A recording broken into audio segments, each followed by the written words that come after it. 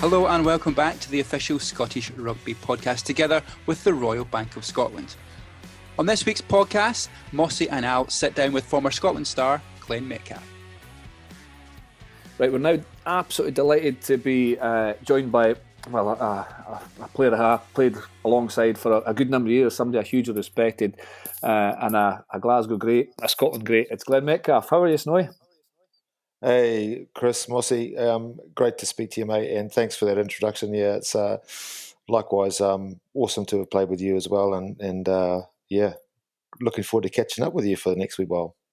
I think we'll just go with nicknames, won't we? We'll just go with Snowy and Mossy, just to keep it nice and simple. No problem, Alistair. So Snowy, paint the scene for us. Snowy, where are you? Yeah, so I'm just sitting in my lounge at home in New Zealand, pitch black at night now. I think it's 15 minutes past 10 in the evening, and just quite excited about catching up with some of the chat. Yeah, we're going to look ahead to have a look back at your career, especially the '99 season. We're reliving or re-showing some of the games from a whole host of different seasons, but especially in 1999. But before that, though, I mean, you're obviously back in New Zealand. You're working a firefighter, so under this kind of current situation, you're full time, still at work, working hard, but the rest of the country's in lockdown, similar to here. Yeah, indeed, it is. It's something that it's new to all of us, isn't it? What's going on, and certainly with being part of the emergency services, we've been following everything pretty closely since it got ramped up here in New Zealand in particular. So we're a little bit cautious too, and because we do respond with some of the medical jobs with the ambulance, so we have to be careful that we're doing the right things too, and amongst the public, and not getting ourselves in any danger with this nasty thing. So but it's work as normal for me, and I'm just finished a day shift, so I'm back on the nights the next couple. See what that brings. Where are you, Snow? You're in Hamilton, aren't you? I'm in Hamilton, yeah. I spent a very good summer over there with the Glasgow Thistles in '99. Is the Outback Bar still open? Yeah, and I do remember that too, mate, because I came and saw you guys, and I was quite close with Kevin Green then. So I remember seeing you guys around, and that bar is open. There's one more in town now, so you're welcome back anytime. I'm sure they'll remember who you were. Yeah, steep learning curve in New Zealand in '99. Larry, you mentioned Kevin Green. I was billeted with his brother. I was billeted with Larry. Larry, yeah, his boy. Yeah. And I played for because you're. I better watch what I'm saying. Who's your club? Marist. I was You're Hamilton Marist, Marist man. Then, I was old. I was old boys when I was over. Hamilton Old Boys. Yeah. Oh, jeez. Yeah. Championship winning season, but we'll leave that there. It sent you on your way to superstardom, didn't it, Al? Yeah. It certainly taught me a few lessons. What year was that, Al?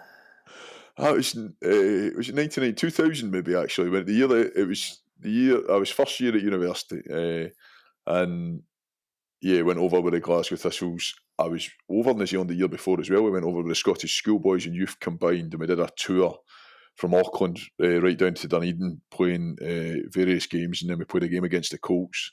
So 2 summers in a row, I got to go over and kind of experience New Zealand and New Zealand rugby. And we joke there, Snowy, but I tell you what, it did set me up because it taught me a few fairly harsh lessons about rugby, especially that first tour, because we were billeted the whole time. And I'm sitting having my dinner with New Zealand families, and every single one of them had a greater and in-depth knowledge of the game than me, but it was just passionate. It was just inbuilt into everything that they did. It was brilliant. 2 summers in a row, absolutely fantastic. Yeah, I mean that's definitely. I've heard that so many times from obviously my huge connections I've got in Scotland now too, and they all say the same things. And a lot of people have come over and sat around, had a drink with my sisters, and just been engrossed in what they know about rugby and schooled them up on some rules and things like that, because that's what we're all brought up with when we were kids too. So yeah, it is a little bit different, and it hasn't changed. I know. If that was 2000, Snow, your first cap was 98. Against Australia for Scotland, but before that you came over, played for Glasgow Accies, and I remember the days with Glasgow Hawks as well. Tell us about kind of how you when you came over, how you came over, and just you obviously fell in love with the place, especially those days at the Hawks. Yeah, for sure. And I mean, it was a massive time in my life too. I was mid-20s, and I really wanted to push on with playing rugby, and but things weren't sort of moving in the way I wanted to in New Zealand. I thought, well, what's the problem in having a crack over in Scotland? My grandparents were from Scotland, and a connection obviously with Kevin Green being a former Waikato coach, was coaching club rugby in Glasgow, and my grandmother was born in Glasgow, and it was natural just straight away to get in touch with Kevin. And long story short, I got this opportunity to come over and play, for Glasgow Ackies. I got a fantastic job working in Greaves Sports in Glasgow. Just on that too, I went back and caught up with Sandy Greaves just in December when I was last over, and it's like nothing has changed. No, it's fantastic. I worked. You're probably lucky he didn't get you to do a shift. Yeah, exactly. Well, I could probably sell anything these days too, so I know a little bit more. But hey, it was fantastic. Just for me, it was just that whole getting into a new environment and getting to meet some different people and playing rugby, and the way things actually transpired. I still pinch myself a little bit. Playing for the turning point, I guess, Mossy, was when Glasgow Ackies merged with GHK and formed the Hawks. The timing was perfect. We had a pretty good quality team, that Hawks team. That was outstanding, wasn't it? We did, yeah. I mean, we had, and a good chunk of us, and I can't remember the number, it might have been up to 10 or 11 that were playing for the Glasgow district squad at the time. And, so we were semi-professional as it turned out that year, and everything gelled. We got on really well, and we had Tommy Hayes, as you know, he's one of my favourite players when I played rugby. Everything sort of fell into place for a good season, and and you get a couple of lucky bounces, and I managed to get on the radar for Scotland A, and that was 1998. And I think by the middle of that year, I was touring with Scotland to Australia on the summer tour. Yeah, I was. Wow. I was just. Well, I still get a bit of a thrill talking about that. I know, it was amazing. I was 20 years old at that point, and just kind of looked up to the way you played. And I played against you. We took some few hidings. It was Gala against Hawks at the time. You say Tommy Hayes playing 10, flat at line. You cutting angles all over the place. Mike Beckham was a big prop, wasn't he? Who was kind of showing up your scrum. So many quality players. Yeah. Wallace brothers and David Wilson was involved. There were so many Simmers. There was so many quality players, and I think it really benefited us from playing against the quality of the opposition you were. But then we couldn't get near you that season with Gala. But you went on to play, obviously, was it 40 times for Scotland? Yeah, I did. Yeah. Played 40 caps for Scotland, and yep. And what was the highlights? I mean, we're going to talk specifically about the kind of 99 season, and especially that first game against Wales. But there must have been, some highlights certainly early on in that career. And any spring to mind? Yeah, look, I mean, again, I was pretty humble when I started too. I felt that, I was playing in this team with all these guys that, I really looked up to as rugby players, as just respected how they all played the game. And next thing I'm playing alongside them, and we had John Leslie that year who came over from New Zealand, and Marty as well, and just sort of looked across the back line in particular, and I'm like, I've got we had an abundance of scrum halves at the time too, but I think Gary was playing a starter. We had Gregor, and we had Alan Tate, we had John Leslie, we had Kenny Logan. We had all these players that just were just fantastic. We all came together that year, and I think that first game against Wales, I can't recall, thinking about how good this could pan out, but it was my first game at Murrayfield, at that level and in the Five Nations, and it just from the kickoff, it's like a blur. I just everything sort of got off to a reasonably good start, didn't it? Yeah, it was amazing. Yeah, it was less than 20 seconds, was it? I can't remember the actual. Yeah, I can't remember what it was, but it was a record for a long time. It might still be a record. I don't think I've heard, the atmosphere, the noise in the stadium at that time. Wow, what a start to a game! That's the thing. It was incredible. It was obviously planned, though, Snowy, wasn't it? Yeah, it was indeed, absolutely planned. Yep. Yeah. So was it a reaction to where their defenders were, or was it just you're going to do it whatever the case? Yeah. It was always set to John. John was always set for him to come, up out of the line, sort of from the shadows, almost, as you might say, trying to deflect the attention from the other side, or to the other side. And yeah, it was always a set move. And John was never going to drop that ball. Got up in the air and right above everyone else. And yeah, it was perfect. We better not go into too much detail because we'll end up ruining the game for everybody who's going to watch it on Friday night. That's true. That's true. It was mad. I just remember watching it. I'd played for the under-21s on the Friday night, and we'd watched it on Saturday afternoon, and I just thought everyone was screaming because it was the start of the game. And then looking back, you were like, actually, JL, John Leslie, could have touched it down about 2 seconds earlier. He actually run to try and get underneath the posts, but it was an amazing start and an amazing campaign. And as was always said, 6 or 5 nations as it was then, 6 nations now, a good start is absolutely vital because the games are so condensed. But a start like that was phenomenal in the atmosphere. But the rest of the game was pretty special as well. There was something brewing, wasn't there, across that team? Oh yeah, it was. And certainly the game was. It wasn't our game at all until the end. It was a back and forth game, and but the Lions had just toured 18 months before and won a tour in South Africa, hadn't they? And there was a good chunk of those Welsh players were involved heavily. So we were up against a team that it was pretty impressive. So to start the campaign, like that, obviously still looking back, but thinking forward, okay, that's one game down. That was pretty awesome.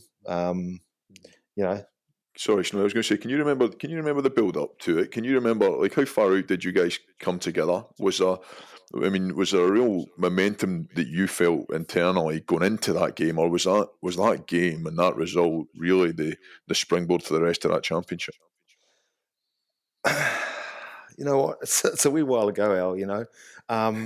But yeah, I think the fact that it was John. Now, let me get this right. I think it was John's first game for Scotland. Now, I could be wrong with that, but I just remember the whole confidence that the team got coming together for that campaign.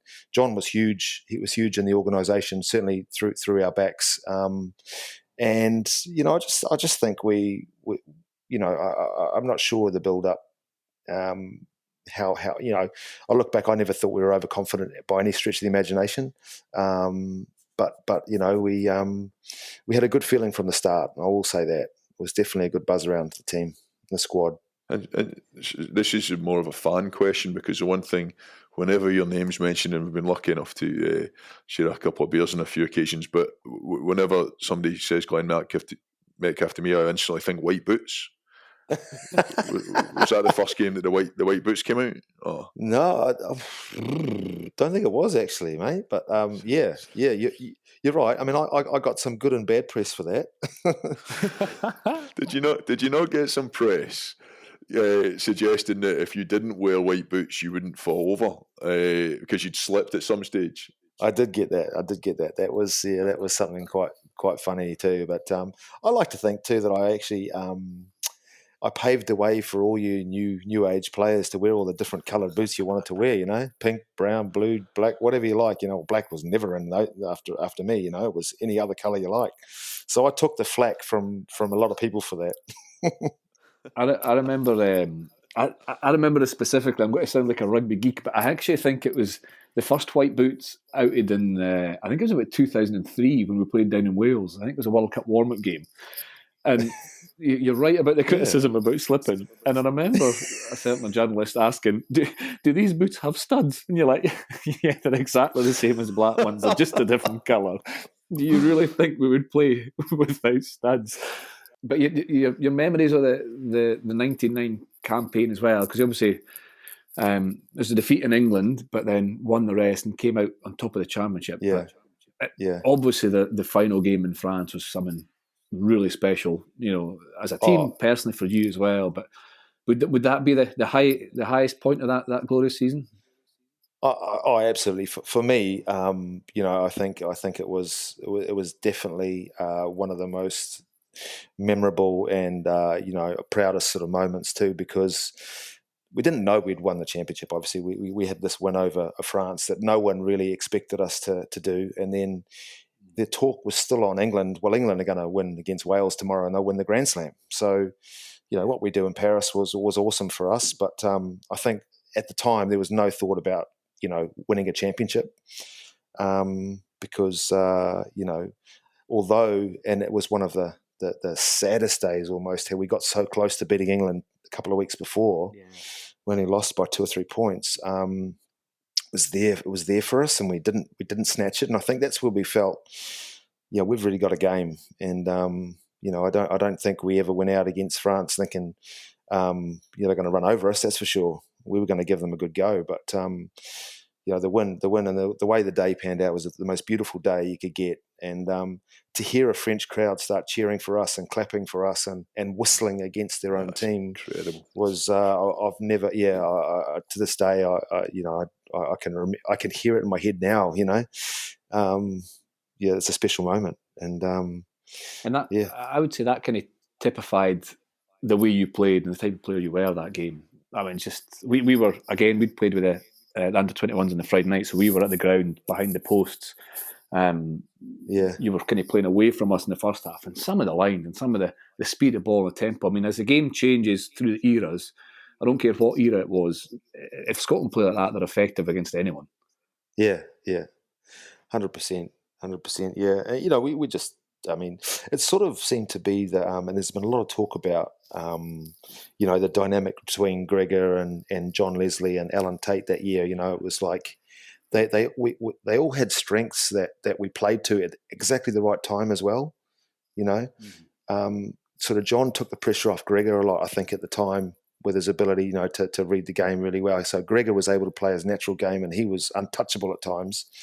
And then when it wasn't on, when there was pressure on us, he just said, Alan Tate said, "Give me the ball and I'll just crash into people," But Tatey ran these amazing lines that often guys weren't good enough to even get near him. He'd actually run clean through them. But you knew if you're going to stop Tatey, you had to commit, because he did run hard and straight when he was going to do it. He was hitting that line hard, and he had some gas, and so we just had sort of a 3-pronged attack through that middle of the field that really worked against France. That's for sure. Your forwards are getting a bit of bashing here, Al.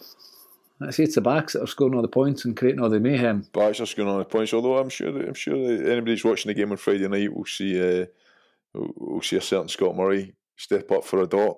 But I mean, Scotty, you look at the pack and you talk about the game that was wanting to play. It's not massively dissimilar to the way that Gregor's tried to get Scotland playing now. It's about speed of breakdown.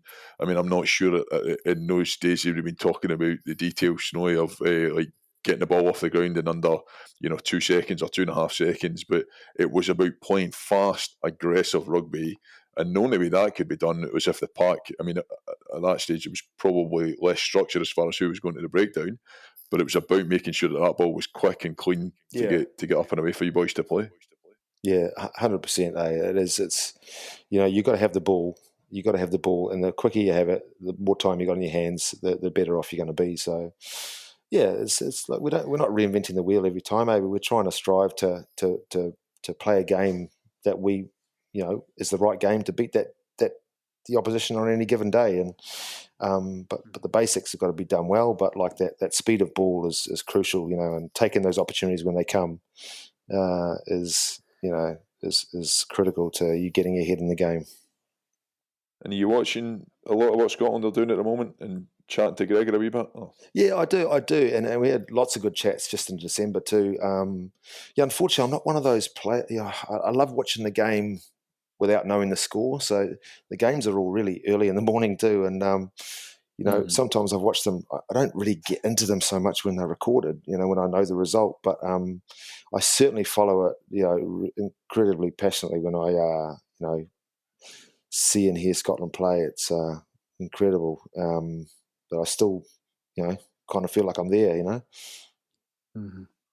Going back to that team in '99 on the forwards, and you're right, Snowy, that you have to play as a team and work together. But there was a lot of speed in that forward pack as well. I think Tom Smith, Gordie Bullitt, Scotty Murray, Stuart Grimes, Budge Pountney, and Marty Leslie, the guys. I mean, it was a perfect balance, wasn't it? Yeah, it was.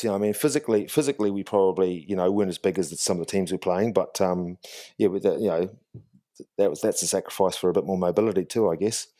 But yeah, we did. You know, everyone could run with the ball. That was the thing. You know, Tom Smith was fantastic with the ball in hand. You know, Gordy Bullock loved it. He just wanted the ball all the time. You know, Marty ran like a back. You know, he had great skills, and yeah, so much fun. And you see, as Al mentions the as I just fall off my chair. Sorry about that. Al mentions the current squad. You'll see a bit of similarity in how Stuart Hogg plays to how you based your game and what you did. He's been fantastic, hasn't he, for Scotland?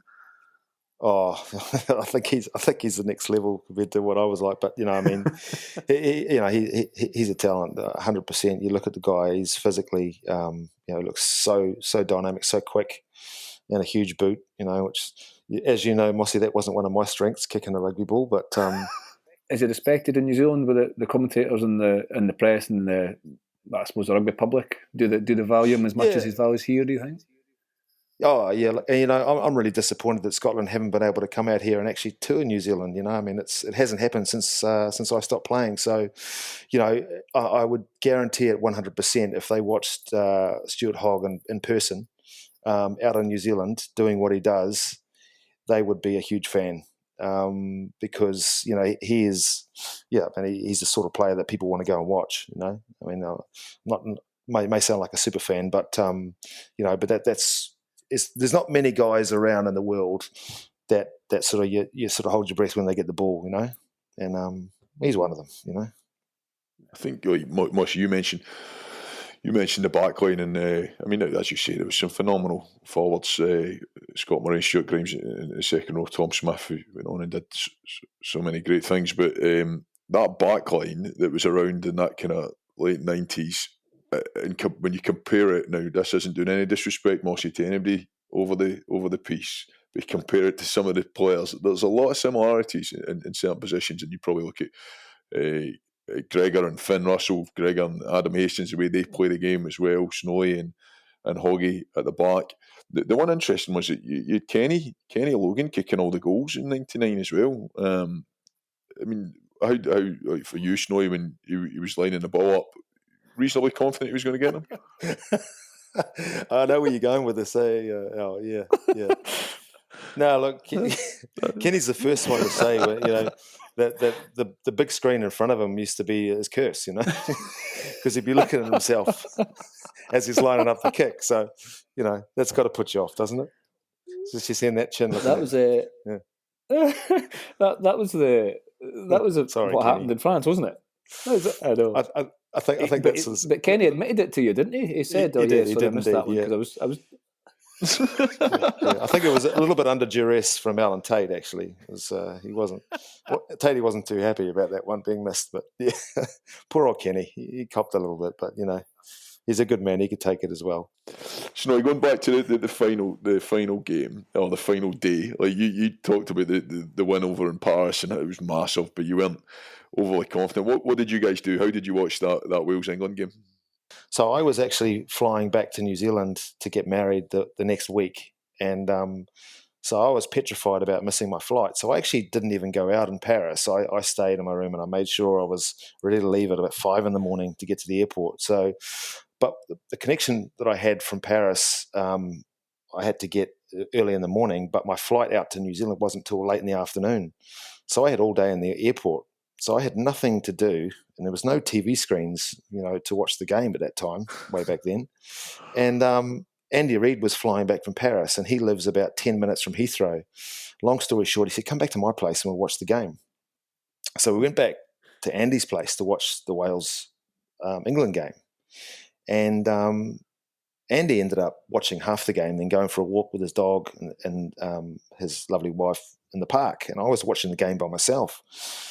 And as you know, I get to the end of the game, and it's, you know, I'm in Andy Reid's house by myself, and Scott Gibbs scores a try in the 82nd minute. You know, Neil Jenkins kicks the conversion to win the game, and not the smartest man, but I did the maths on it, and I'm like, we're going to win this championship. We're going to win the championship, you know. So I was jumping up and down in Andy Reid's house, like you would not believe, 5 Nations champions. and I've got no one to share it with. And that was how it ended up for the next 30 hours, because I got a taxi back to the airport, and I'm sitting in the airport and I'm going, Five Nations champions, no one knows who the heck I am. And I'm just trying to find anyone that I might know me to have a little talk about this, and just do you know what's just happened? So everyone was flying back up. Anyone that wasn't in Scotland were flying up to Edinburgh, to Murrayfield, to celebrate. And it's real shame that I couldn't be there for that. But, I was quite excited about going home, obviously, to New Zealand at the time to get married, So, yeah, it was a funny time, actually. It was a funny time. But, yeah, really exciting. I remember being on the back page of the newspapers, and I'm sort of trying to wave this newspaper around in the Heathrow terminal to see if anyone would recognise who it was. But, oh well. So, Snowy, give us a little bit of insight into what your rugby life looks like now. You out coaching, and also some of those players that we've talked about there. Are you still in contact with a lot of the guys? Are you watching them regularly? And even some of the guys that you played with in that Glasgow team that I remember going to watch at Hewenden, guys like Gordon Simpson, like Rory Kerr. Yeah. You mentioned Tommy Hayes earlier on. What's rugby like for you now? Yeah. I mean, I don't have a lot of contact with, certainly the guys that probably I've had Duncan Hodge out staying with me when he was, he was getting some learnings, with the Chiefs. Gregor was the same. I do keep in contact with Gregor quite a lot, and Sean Longstaff, another, player that I played with in that era. But it was really good to get back in December and actually catch up with the whole team almost, and it just showed me how, with the connections you make with rugby and the relationships you build, nothing changes. It could be 20 years, and you're so comfortable around each other and your conversation, and So, in saying that, I haven't been a great. We haven't kept in contact so much with those guys. I mean, I've spent. Since I stopped playing rugby, I joined the emergency services in New Zealand, and being a shift worker, it actually is quite difficult to commit to coaching rugby full time. And I mean, you guys will know exactly how much commitment you've got to put in as a player, but also as a coach, organisation and all that sort of thing. And I did it for a number of years with under 21s here when I got back. Once I got a transfer back to Hamilton from Auckland, and I was travelling up and down the road from Hamilton to Auckland. You guys will know what sort of distance that is. I did that for 6 years. Every shift. Yeah. So I wasn't able to get into coaching straight away, and it was just not possible. But once I got a transfer back to Hamilton, where I lived, I started coaching my local club's under 21 team, and I absolutely loved it.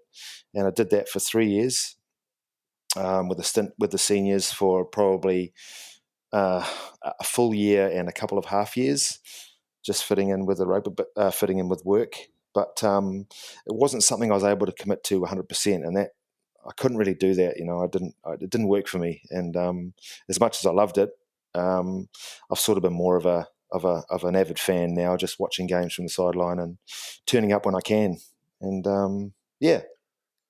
So who's on top in Hamilton at the moment? Snowy, is it Tech or Old Boys or Mars? So as you understand, the season's pretty much stopped now, before it even started. But the current champions were Hautapu. You might remember them. They're sort of a team that were based out of Hamilton and Cambridge. Yeah. Yep. So it's sort of been Marist have been strong. Hamilton Old Boys won a couple of championships in the last couple of years, but Hautapu, I think, won the last 2 years. Yeah, they've had deep pockets. And when was the last time you put the boots on, Snowy? You did play a wee bit of after you finished profession, didn't you? Super fit. I did. Actually, with Jeremy Bone, as you know, I was lucky enough to be involved with the Bone Steelers and Exeter Steelers for a couple of years in Dubai.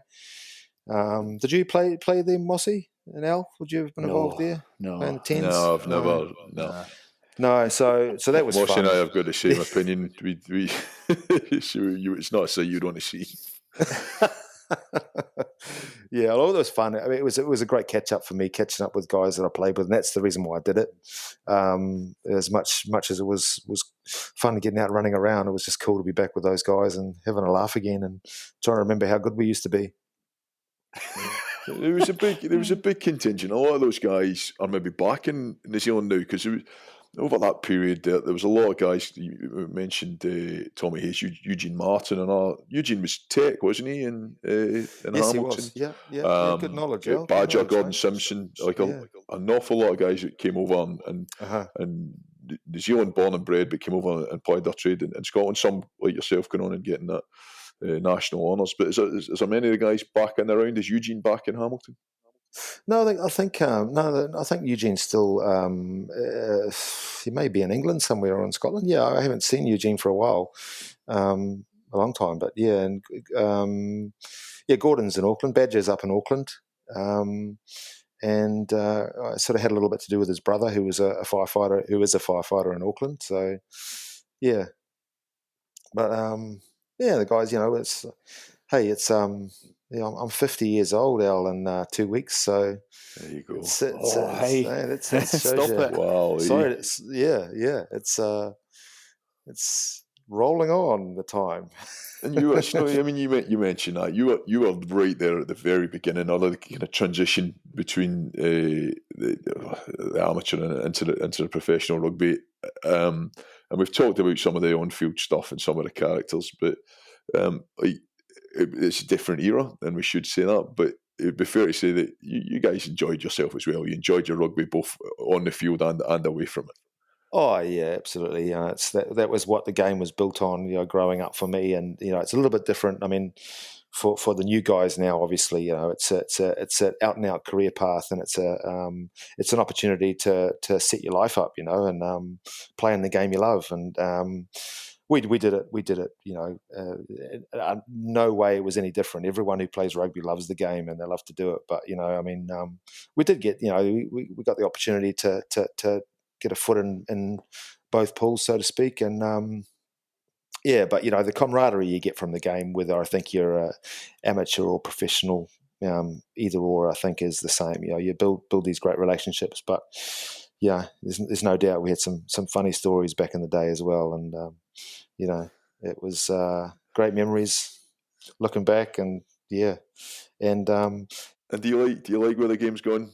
Oh, look, I think that was evolution. The money coming in, it's gone that way. I'm in awe of the way that the game's played now. I don't know if you guys have ever thought, what would I be like out there now? It's a little bit longer, further back from me, but I think, it's certainly moved forward. The hits, the size, the guys, the collisions, everything. It's they're definitely more well conditioned for it, and but they have to be. So yeah, it's fun to watch. It's definitely, I still look back on I used to think back when I was playing, looking back into the 70s, going, man, these guys had some skill. Look how some of these games. You look back at the tries they scored back in the 60s and 70s. They were no different. The buzz, the hairs on the back of your neck stand up, and through area. And then I look at it now, and it's the same thing. The tries are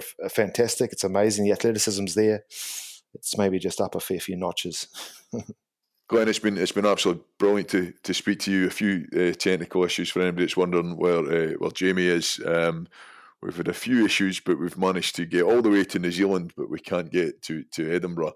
But it's nice to hear your memories of '99. Your memories not only of that championship, but of the era that you played in. It's been brilliant. I've generally been sitting here smiling through all of it, just listening back, because I was just a fan watching you guys play, and as Mossy said, you did phenomenal things in a Glasgow shirt and in a Scotland shirt. So thank you very much for giving us so much of your time and your insight. Al, that's a pleasure, mate, and thanks for those kind words. And look, it's I reiterate how you feel too, because it's been fun talking about it, and I really appreciate everything you guys have done as well for this game of ours. So thanks again. Great to catch up too. Yeah, thanks, Noy. Great to chat. And as I say, the game against Wales from 1999 will be played out on the Scottish Rugby website. So you can maybe tune in with a wee refreshment and watch that when it comes out. But thanks again, brilliant to chat, and we'll hopefully speak again soon. I will do, Mossy. Thanks again, mate. Great to speak to you, buddy. Great to hear from Glenn Metcalfe, a Scotland legend. Apologies I couldn't make it onto the call. A few technical difficulties on my side. But it's clear from you both speaking to him, though, that there's a lot of admiration for him. And Mossy, I know you know him particularly well, but how good was it just to catch up with him? Oh, he's a brilliant bloke, Snowy. And joking apart, like someone who was brilliant to play with, and maybe some of the younger listeners won't remember him or how he played, but honestly, have a look at some of his clips and highlights. He was phenomenal as a fullback or a winger. Brilliant attacking player, just gliding through defence. One of the best steppers you could meet. Tough, brave, brilliant defender. I played with him a lot. He inspired me and he helped me. I eventually kind of took his position on one or two occasions, going for fullback to wing. But between the three of us then, it was quite often it was myself, Glenn and Kenny Logan.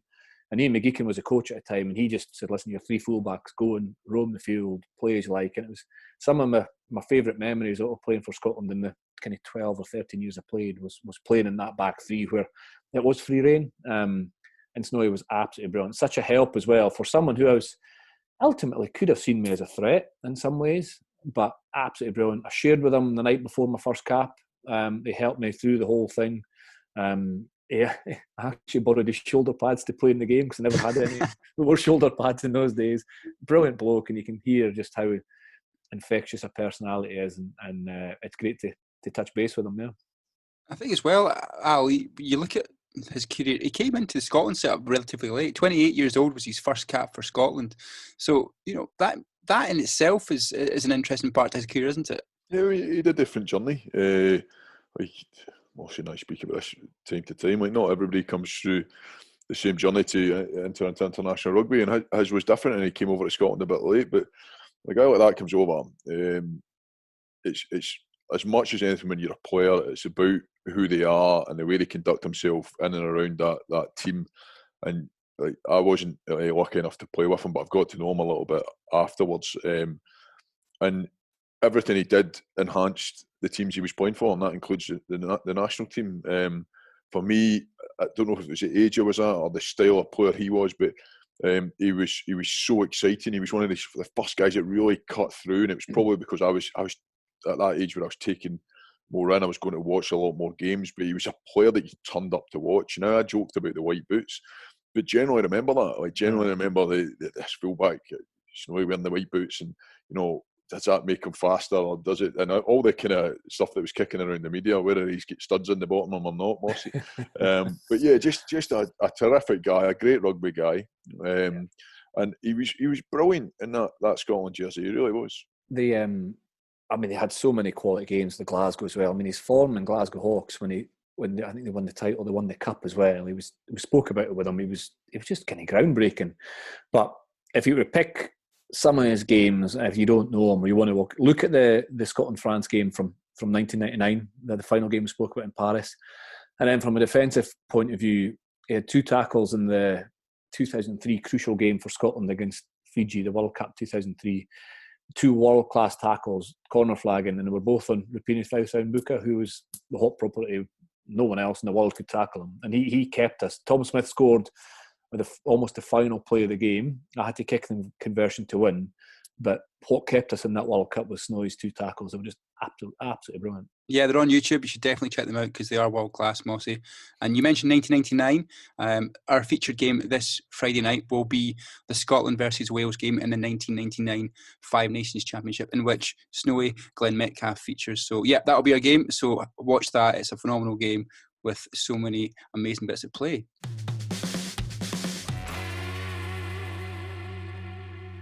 Now, on a more serious note, unfortunately, there has been some sad news in and around Scottish rugby with the passing of some key and amazing individuals involved with the game at all levels in Scotland.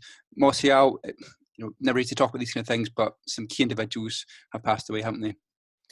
Yeah, I mean, there's been 4 over the last week or so. George Mackey, the back row player from Highland, Jock Stephen, a past president, Adam Gray, a current council and board member, and Dougie Morgan, the old captain, player, captain, coach, manager of the national team, the sevens team, and it is really difficult.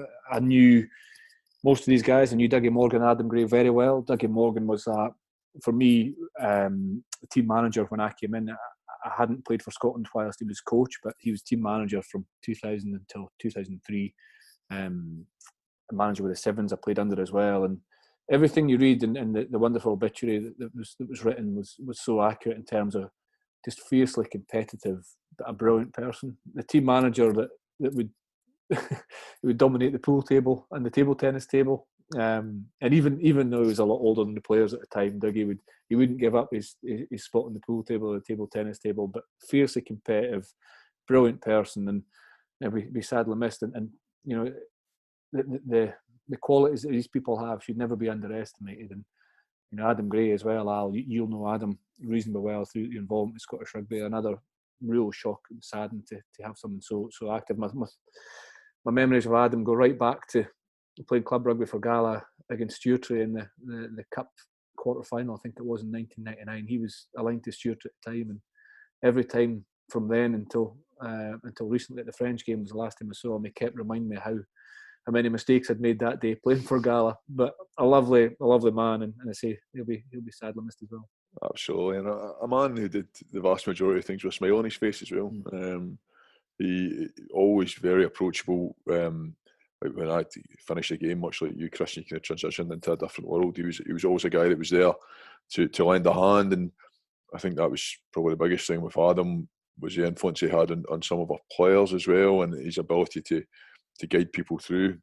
Mark Bennett, I know, was a guy who was good friends with Adam, as well as Adam being a big influence on him as well. Stuart Hogg and Johnny Gay both instantly reached out to me as soon as they'd heard the news. Like, these are guys who, you know, right to the grassroots of rugby have had a massive influence on many players who have come through. Some who are lucky enough to go on and play the top levels, and others who have just loved the game. And Adam knew, South West, you know, Stewartry, Dumfries, Galloway, that kind of part of the country. He knew and took care of so many players who you say either went on to become internationalists, or guys who went on to play just club rugby or age grade rugby. He knew them all right up until like somebody like Stafford McDowell. I remember Adam contacted me about 5 or 6 years ago and says, "Listen, I've got this standoff coming through," and it was Stafford. Could you come down and do some sessions and kicking sessions with him, and you know, right up to his work with under 20s as well. So yeah, all four sad times, unfortunately, but they have a huge respect from all at Scottish Rugby, and our thoughts go to all the families. Yeah, absolutely. That's all from us this week on the official Scottish Rugby Podcast, together with the Royal Bank of Scotland. Thank you very much for listening. Stay at home, stay safe. We'll be back very soon with more exclusive content. Don't forget, the application window for the Royal Bank Rugby Force is now open. To be in with a chance to win practical and financial support to kickstart your club season, search Royal Bank Rugby Force.